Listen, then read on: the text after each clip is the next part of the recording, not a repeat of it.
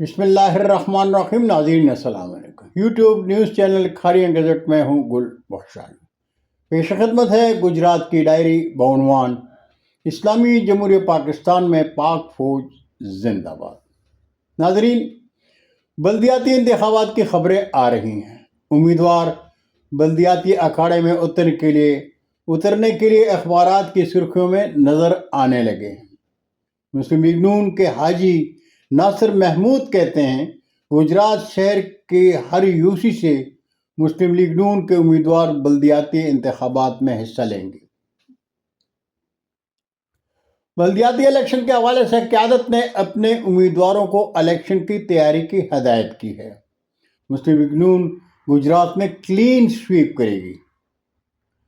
مسلم league نون کی مقبولیت سے کچھ اتحادی خائف ہو کر عوام میں غلط فہمیاں پھیلانے کی کوشش کر رہے ہیں، لیکن ان کے ہاتھ کچھ نہیں آئے گا.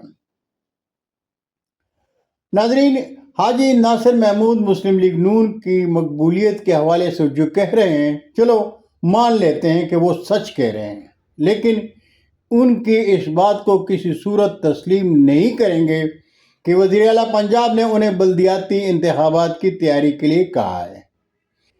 اس لیے نہیں مان سکتے کہ مریم نواز صاحبہ جب گجرات میں سیلاب اور سیلاب سے بربادی کا تماشا دیکھنے گجرات تشریف لائی تھی تو اس نے گجرات مسلم لیگ کو مکمل طور پر نظر انداز کر دیا تھا.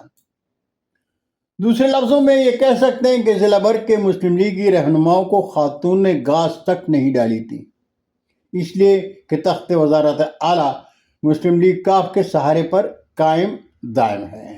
اور ویسے بھی مسلم لیگ کاف کے شانے پر جن کا ہاتھ ہے انہیں کچھ کہا بھی نہیں جا سکتا. حاجی ناصر محمود صاحب، شاید آپ کو علم نہیں کہ دسمبر میں بلدیاتی انتخابات کا شیڈول الیکشن کمیشن نے 4 ہفتے تک واپس لے کر حلقہ بندیوں پر کام بھی روک دیا ہے.